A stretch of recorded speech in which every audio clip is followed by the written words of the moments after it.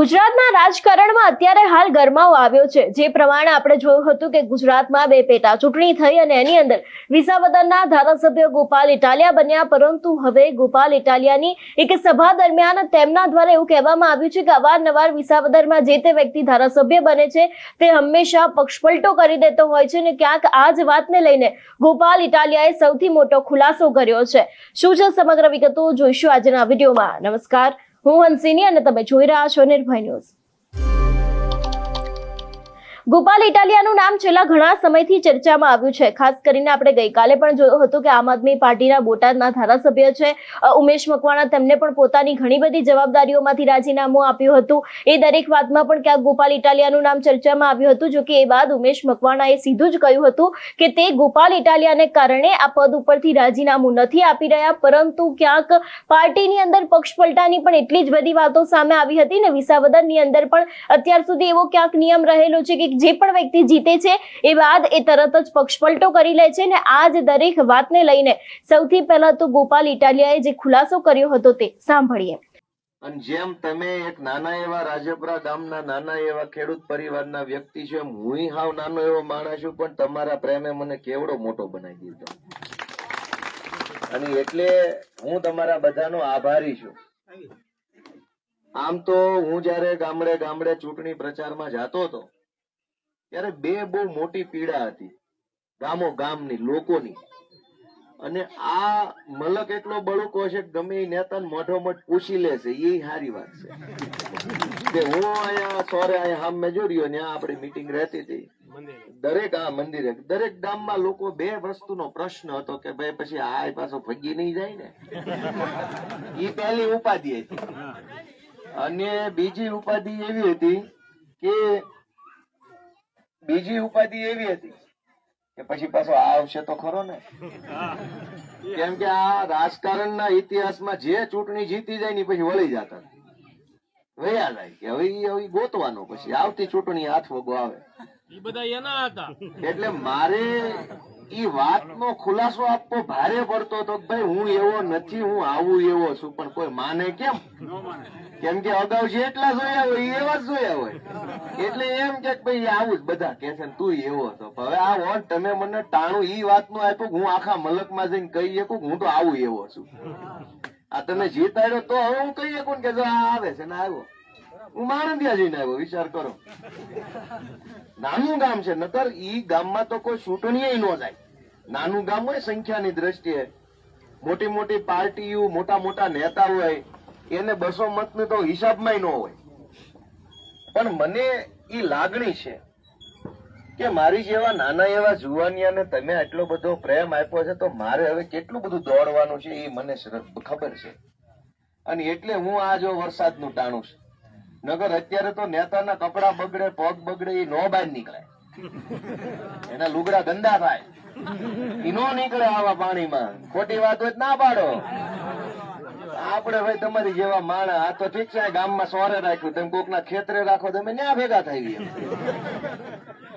પણ હું તમારા બધાનો આભાર માનવાની સાથે સાથે 2-3 બાબતની માહિતી પણ આપતો જાઉં કે હવે અહીંયા વિસાવદરમાં ધારાસભ્યની ઓફિસ ખોલવાની છે, થોડોક મોટો માગ મળે એ ગોતી રહ્યા છીએ, કેમ કે હાંકડી જગ્યામાં ઓફિસ કરવી નથી, કેમ કે 20 વર્ષ સુધીની ખોલવાની છે, એટલે પછી અત્યારથી પહેલા થાય તો પાછી ખોલવી, એટલે એ થોડોક મોટા માગ વાળી ઓફિસ ખુલે 3 વકલમાં કામ કરવાનું છે। પહેલા કામ છે નાના નાના કામ, નાના નાનામાં કૂપનનું કામ હોય, કઈક દાખલો કઢાવવો છે, કઈક પ્રમાણપત્ર લેવું છે, કઈક સરકારી યોજનાના ફોર્મ ભરવા છે, ભરાઈ ગયેલા ફોર્મ નું શું થયું એ કઈક પૂછવું છે, એવું ઝીણું ઝીણું વ્યક્તિગત લેવલનું કામ હોય, કેમ કે એ વ્યક્તિગત કામ છે, આખાનું બધાનું ન હોય, કોકનું કાંઈક કોકનું કાંઈક। એ નાના નાના બધા કામમાં તમને કાયમ માટે મદદ મળી રહે, ફોર્મ ભરી દે, અરજી કરી દે, ઓનલાઈન કરવું તો ઓનલાઈન કરી દે, ઝેરોક્સ કાઢવી હોય ઝેરોક્સ કાઢી દે, કઈક જે કરવું હોય એ ઝીણા ઝીણા નાના નાના બધાયના કામ ધારાસભ્યની ઓફિસેથી થાય એવી વેતરણ હું કરી રહ્યો છું। 15 દિવસમાં ઓછામાં ઓછા 7-8 દીક 10 દીક 15 દીક મોડામાં મોડું મહિનો, પણ ત્યાં સુધીમાં ઓફિસ ચાલુ થઈ જાય પછી બધા આટો ફેરો કાયમ મારતા રહેજો ઓફિસ, એટલે જાગતું પડલ રહે। બીજી વકલ છે કે મોટા મોટા કામ છે જેમાં એક ગામથી બીજા ગામનો રોડ હોય, કઈક બેઠું નાળું હોય અને જરાક ઊભું કરવાનું હોય, કઈક ગામની નિહાળમાં એક રૂમ બનાવવાનો બાકી હોય, ક્યાંક મહણિયા ફરતે વંડી કરવાની બાકી હોય, ક્યાંક પ્રોટેક્શન દિવાલ હોય. આવા મોટા થોડાક માપના મોટા, આમ નાના નહીં આમ મોટા નહીં એવા કામ છે. તો ઈ હવે ગામના વલ્લભ બાપા જે કઈ બીજા આગેવાનો છે એની હારે ભેગા મળીને રાગે રાગે, કેમ કે ઉભા ઉભા નથી થવાનું, હું ખોટી વાત કરું એનો અર્થ નથી, પણ હારે મળીને તાલુકા પંચાયતમાં જાશું, પ્રાંતમાં જાશું, સંકલનની મીટિંગમાં જાશું, કલેક્ટરને મળશું, જે કઈ વ્યવસ્થા હોય એમાં જોડાઈને મહિને, 1.5 મહિને, 2 મહિને, 6 મહિને તે કામ ચાલુ થાય અથવા પૂરું થાય અથવા હાથ વગું આવે એવી કોશિશ હું કરવાનો છું. તો પહેલું કામ છે કે વ્યક્તિ દીઠ કામ હશે એની મદદ મળશે. લાગત વાળું કામ ગામ આખાનું હૈયારું હશે એમાં હારે મળીને આપણે ચાલુ કરી દેવું. અને મોટા મુદ્દાનું કામ, ઇકોઝોનનું કામ, જમીન માપણીનો મુદ્દો, માલધારીઓના મુદ્દાઓ છે, જંગલમાં ચરાવા જવાનો હકનો મુદ્દો છે, વાડાનો મુદ્દો છે, એવા મુદ્દા વિધાનસભામાં મૂકવા પડશે. તો એ મોટું કામ વિધાનસભામાં, નાનું કામ આ તાલુકા અને જિલ્લામાં, અને છૂટક કામ છે એ ધારાસભ્યનું ઓફિસે આવી વેતરણ હું કરીને આવ્યો છું. આ બધું બરાબર છે મારી વાત? હવે એમાં તમારે બધા મને ટેકો રાખવાનો છે, કેમ કે આપણે જયારે મોટું કામ કરવું હોય ત્યારે બધાને જરૂર પડે, અને હવે હારે રે તો સારું થાય, રૂડું થાય. મારો એક નિયમ છે કે હું અહીંયા ધારાસભ્ય રહું ત્યાં સુધી જે માણસ મને મળશે એને મારે નાચ નથી પૂછવાની, અને ક્યાં મત આપો છો કઈ પાર્ટીમાં છે એ નથી પૂછવાની. મારો નિયમ છે. તમે હું કામ લઈને આવ્યા જેટલી જ વાત કરવાની છે, જે નાચના હોય. આપણે કઈ એવી ચર્ચામાં પડવું નથી કયા નાચના છો, કઈ પાર્ટીમાં હતા, તમારા ગામે ક્યાં મત આપ્યા, એ કોઈ હિસાબ કિતાબ કરવો નથી. પ્રેમનો હિસાબ ન હોય. જેને જ્યાં દીધા ને હું કોઈ, કેમ કે હું એવો નુગરો માણા નથી કે ગામમાં જઈને મેળું મારું તમે ક્યાં આમ કર્યું, તમે ક્યાં, એવું જેને જે કર્યું ભગવાન હવને રાજી રાખે. પણ તોય હું જીતી ગયો તો હવે બધાનું કામ કરવાનું છે, એ મારો વિચાર છે. એટલે મારે કોઈને તમે જિંદગીમાં મને એવું સાંભળતા જોવો બીજી વાર ન આવવા દેતા. આપણે કોઈને એવું કેવું નથી, પણ બધાનો પ્રેમ આ વખતે નથી મળ્યો એનો આવતી વખતે કેમ મળે એ વેતરણ કરવાની છે. આ વખતે કોઈ પણ માણસ ચૂકી ગયો મને આશીર્વાદ આપવાનું, તો બીજી વાર એ માણસ સૌથી પહેલો લાઈનમાં કેમ ઉભો રહે એ વેતરણ હું છું અત્યારે. અને એટલે એમાં તમારા બધાના આશીર્વાદની જરૂર પડશે. તમે બધા બહુ માયાળુ માણસો છો, બહુ મહેનતુ ને બહુ સારા માણસો છે આ મલકમાં. એમાં જેમ ગીરની ઓરા હોય એમ તો બહુ સારા માણસ છે ભાઈ. અને હું તો તમારો હું ઋણ ઉકારી શકું ભાઈ. તમે મારી જેવો નાના માણસ, મને તો આ 3 દીથી એમ લાગે છે શું થઈ ગયું છે. હવે આપણે ગામમાં રોજ ગામના સોરે આટા મારતા હોય, કાલથી કોઈ ધારાસભ્ય કેવા મને કેવું લાગે? હવે એમ પડે કે આપણે બનીએ કેવી, કેમ કે આપણે બધા નાના માણસ. ભાજપમાં કોંગ્રેસમાં તો કેવડા મોટા મોટા નેતા છે, કરોડપતિ માણસો, હારા હારા લુગડા પહેર્યા હોય, મોટી હારી હારી ગાડીઓ, ટોળું બંધ માણસો પડખે ફરતા હોય, પોલીસ વાળા, એને બધું એમ લાગે કે મોટો માણસ. હવે 2 દીથી બધા સાહેબ સાહેબ કરે. મેં કીધું આમ કેમ થાય છે? આપણને એવું ફાવે નહીં. પણ તમે બધાએ બહુ આશીર્વાદ આપ્યા છે. હું ઋણી રહીશ આ મલકનો, બધા માયાળુ માણસોનો, બધી નાતનો, બધા સમાજનો, કે તમે અમારી જેવા માણસ ઉપર ભરોસો કર્યો છે. અને અમે એમાં ખરા ઉતરશું. કેમ કે તમે વિચારો કે આખા ગુજરાતમાં લોકો આમ થાકી ગયા, નેતાથી થાકી ગયા. આ પહેલી વાર એવું થયું. ઓલા આગળના ગામમાં ગયો, એક બેન તો મને ભાળીને રોવા માંડ્યા, અને રોતા રોતા એને દુખણા લીધા મારા. અને એને મેં કીધું કેમ મારી રોવો છો, હું ઉપાધિમાં?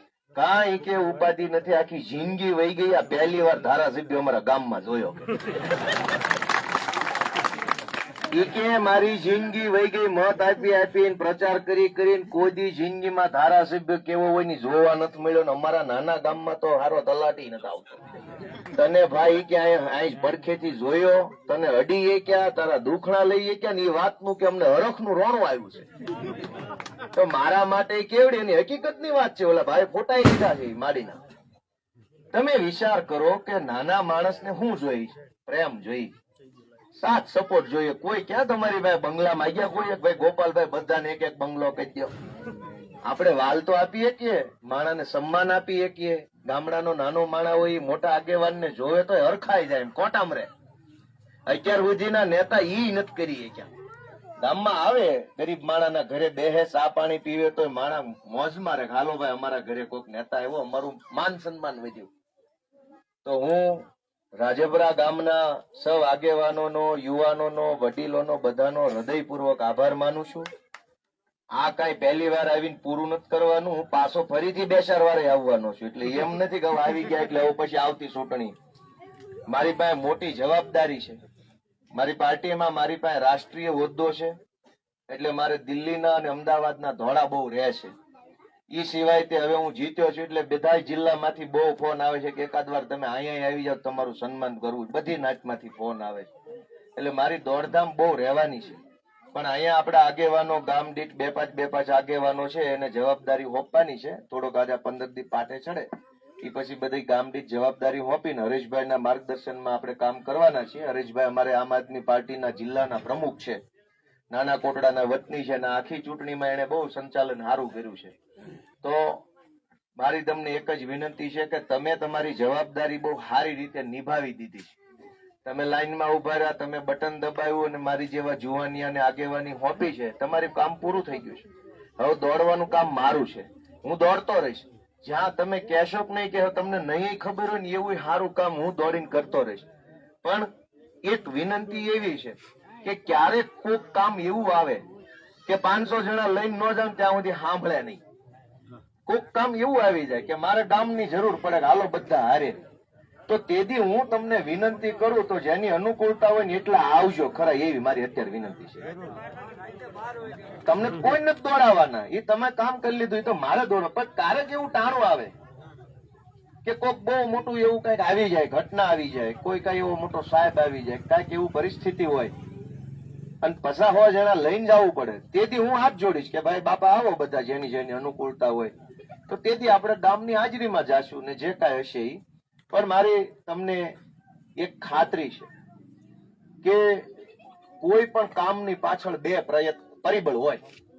દુનિયાનું ગમે એવડું મોટામાં મોટું કામ કેમ ન હોય, સરકાર બનાવવાનું કામ હોય કે સરકાર ઉથલાવવાનું કામ હોય કે રોડ બનાવવાનું કામ હોય, એની પાછળ 2 મહત્વના પરિબળ હોય. પહેલું પરિબળ માણસનો ઈરાદો, નિયત. જો નિયત સારી હોય, ઈરાદો સારો હોય તો દુનિયામાં કોઈ પણ કામ અશક્ય ન ગણાય. પણ ખાલી સારો ઈરાદો હોય તો થોડું કામ થાય, એનો પ્રયત્ન કોણ કરે? હું તમને 2 વાતની બાંહેધરી કરું છું કે જે કાંઈ 2-2.5 વર્ષનો સમય વધ્યો છે એમાં જે કાંઈ કામ હું કરવાનો છું એમાં મારો ઈરાદો ક્યારેય ખરાબ નહીં હોય, એ વાતની 1000% ગેરંટી છે. મારી ખરાબ નિયતથી કોઈ કામ નથી કરવાનું.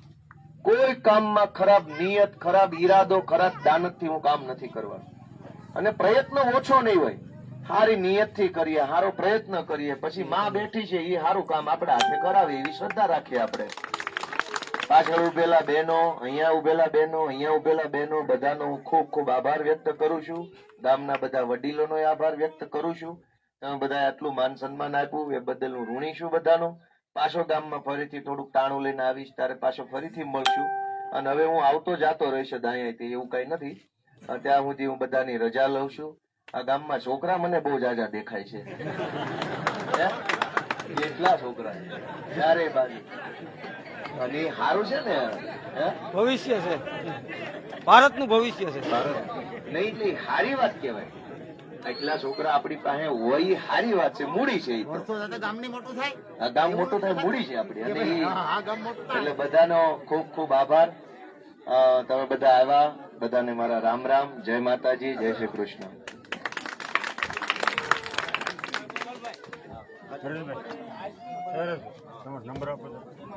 તમારું શું માનવું છે આ વિષયને લઈને અમને કમેન્ટ કરીને ચોક્કસથી જણાવજો. તેની સાથે અમારી ચેનલ નિર્ભય ન્યૂઝને લાઇક, શેર અને સબસ્ક્રાઇબ કરવાનું ભૂલશો નહીં. નમસ્કાર.